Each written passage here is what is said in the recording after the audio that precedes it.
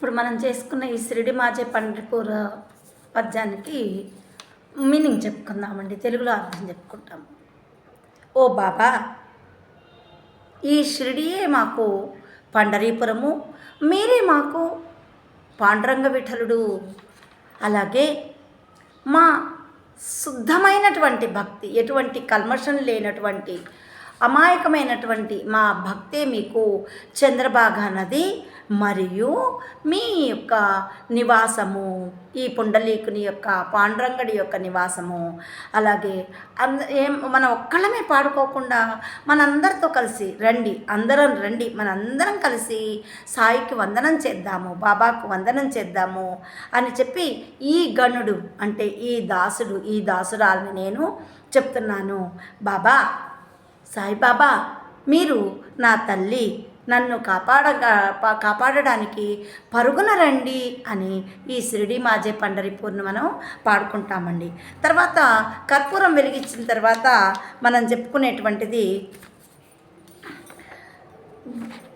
కర్పూరం వెలిగించి హారతి ఇచ్చిన తర్వాత మనం చెప్పుకోవాల్సినది, గలి నల్లు టాంగణ వందీన చరణ డోల్యాన పాగిన రూపా తుజే ప్రేమే ఆలింగన ఆనందే పూజిన్ భావేవ వాళిన మణే నమ త్వమేవ మాతా పితా త్వమేవ బంధుశ్చ సఖా త్వమేవ విద్యా ద్రవిణం త్వమేవ సర్వం మమ దేవ కాయేన వాచా మనసైంద్రియైర్వా బుద్ధ్యాత్మనా వా ప్రకృతి స్వభావాత్ కరోమి యజ్జత్ సకలం పరస్మై నారాయణాయేతి సమర్పయామి. అచ్యుతం కేశవం రామనారాయణం కృష్ణ దామోదరం వాసుదేవం హరిం శ్రీధరం మాధవం గోపికా వల్లభం జానకీ నాయకం రామచంద్రం భజే. హరే రామ రామ రామ హరే హరే, హరే కృష్ణ కృష్ణ కృష్ణ హరే హరే. హరి ఓం. గురుదేవ దత్త అని ఇది పాడుకుంటామండి. దీనికి అర్థం చెప్పుకోవాలంటే తెలుగులో అర్థం చెప్పుకుంటాము. బాబా, మీకు మేము సాష్టాంగ నమస్కారం చేస్తున్నాము, అలాగే మీ చరణాలకు మేము వందనం చేస్తున్నాము. సాష్టాంగపడి, ఆడవారు ఏదో సాష్టాంగం చేయకూడదు అని అంటారండి, కాబట్టి మోకాళ్ళ మీద నిలబడి 2 చేతులు జోడించి బాబాకు నమస్కారం చేస్తాము. ఆడవారైతే, మగవాళ్ళమైతే మన పాదాల దగ్గర నుంచి తల వరకు నేలకు తాకించి నమస్కారం చేసుకుంటాం, సాష్టాంగ నమస్కారం చేసుకుంటాము.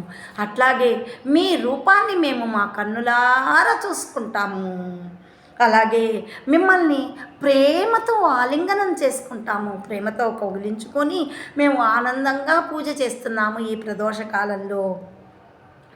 అంతేకాదు బాబా, మీకు మేము ఎంతో భక్తితో ఆరతిని చేసి, మీకు ఆరతి చేసినందువలన మాకు ఆనందం కలిగేటట్టుగా చేస్తున్నారు.